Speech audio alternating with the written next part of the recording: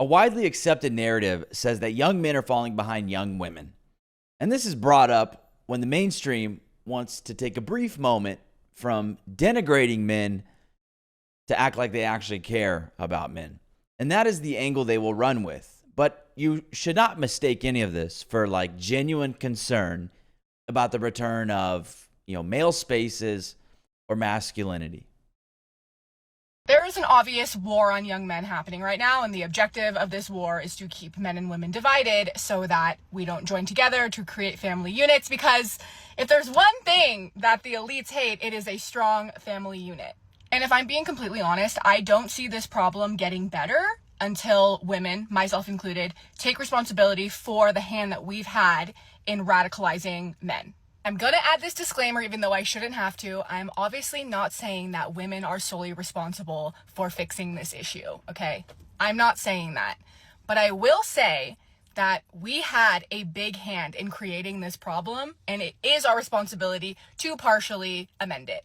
So what's going on with young men exactly? Well, the simple answer is they are not doing well. They are not succeeding. Women are surpassing them at every level. And so this is the part that I was talking about in the intro. So just pay attention to the topics that are brought up.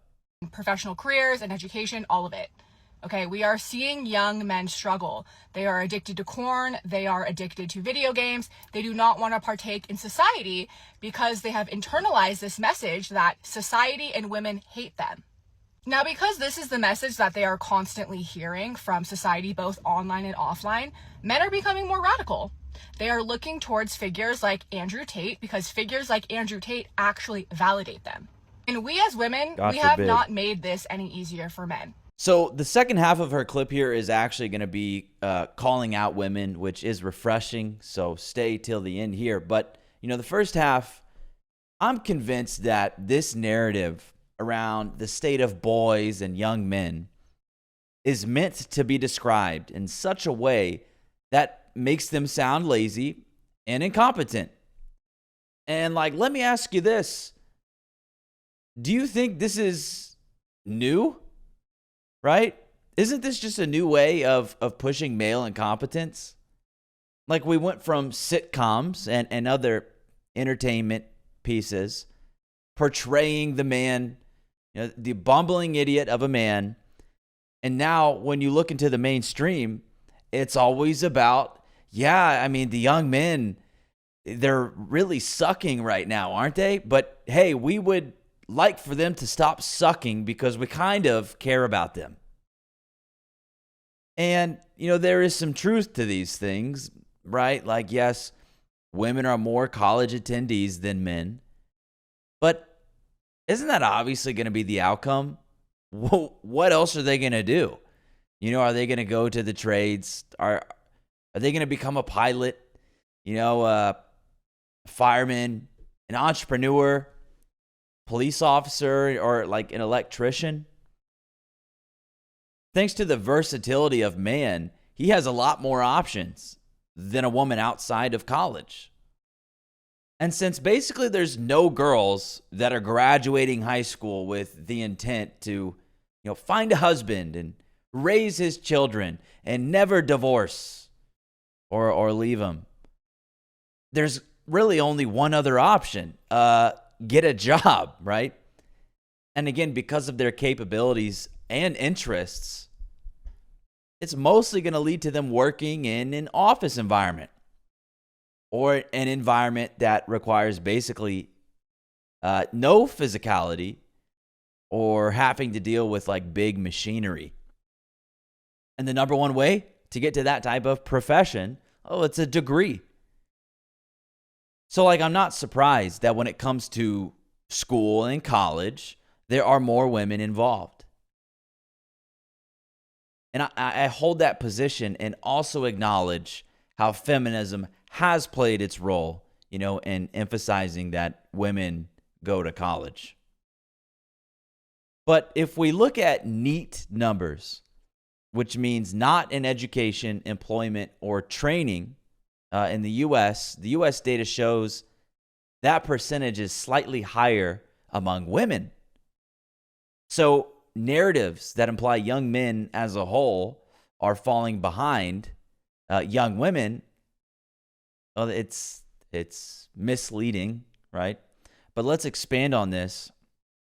Let's talk about the state of women to help us see if there is some sort of psyop going on here that is kind of nefariously spreading male laziness and incompetence and yes, radicalization, okay?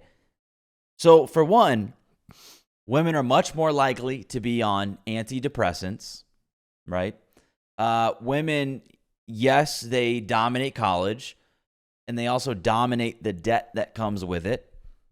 If we look at high school girls, we can see that in 1993, 83% of 12th grade girls said they wanted to get married someday, and now that's dropped to 61%, whereas boys stayed the same at about 74%. So where are the mainstream think pieces about what's wrong with young women? Why don't they want families anymore? Are they being radicalized? You know, what about how often women initiate divorces? Where is the female divorce epidemic write-ups, right? And if we want to talk about porn addiction, sure, I'm willing to admit that is an issue. Do we also want to talk about the crap that women are reading? Morning Milking Farm or whatever the fuck that book is called? What about how girls use social media more than boys? We all know how damaging social media is. Where's the concern over that? Let's actually get into career success, right? Men still make more money than women. Men still dominate top leadership. And so my point is that what is this strange obsession and need to paint men exclusively as, again, incompetent, lazy, and struggling? And the fact is, this isn't new. The problem is people have picked up too much on the propagandized sitcoms and the entertainment. They've seen through that propaganda, right, of the bumbling idiot of a man. And so they're thinking, yeah, now we need to switch it up a bit. And they have. But the underlying message, it's really still the same though, right? Female superiority. So in the sitcoms, it used to be man needs woman. Man can't function without woman. And so inevitably, women will run things. They are the superior sex. And now with this one, with this whole kind of spin up that we see nowadays from the mainstream about how men are falling behind young women, the idea is once the women get equality, all of a sudden the men can't keep up. See, they're falling behind. So it becomes, well, I guess the future is female, right? And this is kind of the idea. And I read an article a couple of weeks ago from Helen Andrews titled The Great Feminization, and I made a video about it if you want to go check it out. And she asked a great question, right? Is this more about male versus female competency? Or are a lot of these women getting special treatment in the hiring process? Is there a thumb on the scale? The answer is yes, my opinion. But I will say that when it comes to the law and doctors, as far as actual practicing professionals, that is where I do see some concern for these fields becoming no longer male dominated. Yes, thanks to the attendance difference in college. So that I worry about.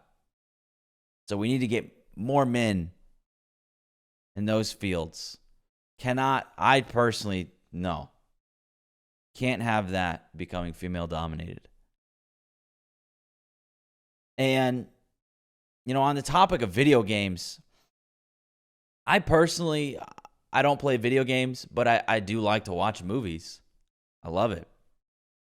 But my point is while a man is playing a video game, a woman is somewhere watching some, reality TV slop. But the narrative is only on the man and his video game. It's very strange. Even with the whole male loneliness epidemic, right?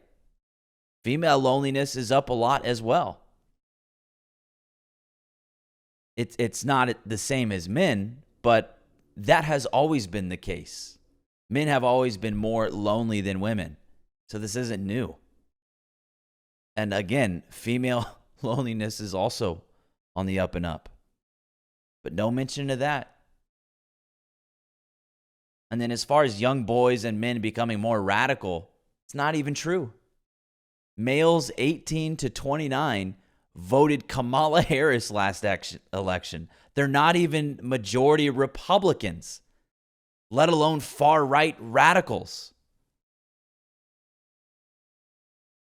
Like, if we want to look at which gender has truly become more radical, it's overwhelmingly women. It's not even close, and they've been spiraling for decades.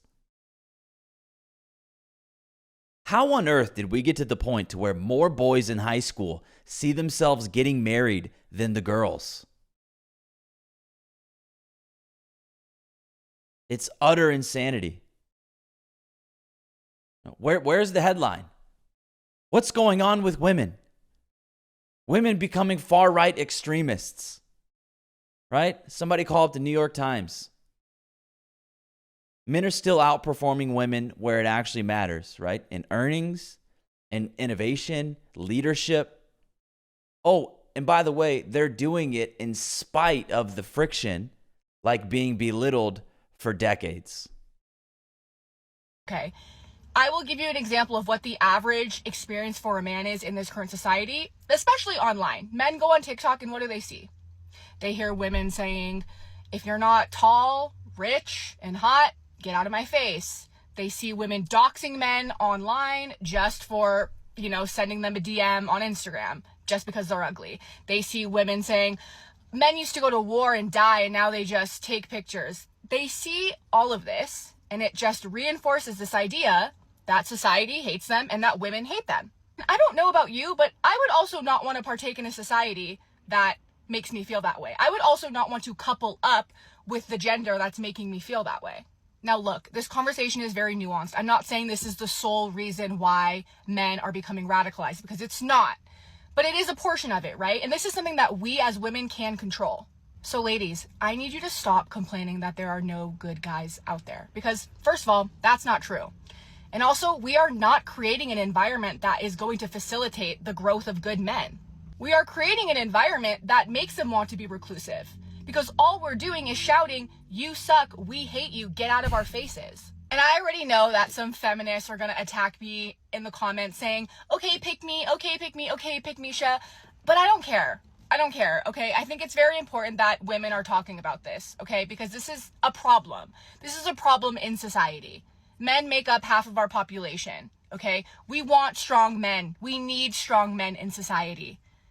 As much as you probably don't want to hear that, it's the truth, okay? Yeah. Man, it kind of sounds like she's been watching my videos, huh? I doubt it, though. I'm kind of tucked away in this corner of YouTube, I think. But hey, I mean, no, she brought up all the points that we have been covering lately. And what she's describing here is the behavior of modern women, right? And the difference is men still believe in these traditions. The problem is the women you have to pair up with to do those things with. Whereas women nowadays, no, they hate the traditions, right? They despise it. It's patriarchy. They want to burn it down. They want to burn everything down. They want nothing to do with it. Truly. It's because every single feminist wave has pushed women further in ideological drift, right? Creating beliefs that pulled them away from family and stability. And that study I mentioned earlier that showed, right, high school senior girls less interested in marriage than even their mothers, that is a testament. That would be radicalization. We've got young women who are more interested in wearing pantsuits than a wedding dress. Oh, and you can absolutely guarantee that extends to their personalities. They're much more masculine women. You can even hear it in their voices. They've lost a sense of softness, right? And of course they've lost it. Because they've been told having that it's weak, it's unappealing, it's in the past, it's archaic. Boys don't speak like that. Boys don't come off as soft or delicate, somewhat fragile. Well, why should the girls? We can be just like them, if not better. Right? It reminds me, anything you can do, I can do better. That whole thing. And that sort of idea, it leads to this kind of cultural androgyny. And it dissolves the difference that once made relationships complementary, right? I mean, listen to what she's describing here. It's actually a miracle that the high school boys and their interest in marriage hasn't really changed. And yet somehow they're the ones who are extreme and radical. If you still believe in the nuclear family, how are you extreme exactly? Oh, is it because they make edgy jokes? Show some benevolent sexism? Do people think that's new among male spaces? I don't think they believe it's new. I just think they don't want to tolerate it now. So they start installing hall monitors everywhere, changing labels. Nope, you can't have the Boy Scouts. Now it's Scouting of America. And it's like when you look at the women, the way they speak about men, there's no humor to it. They're stone cold serious. We hate men. Like, it's a genuine hatred. And there's absolutely zero attention on it from the biggest publications in the world. But that just means we've got to take it into our own hands.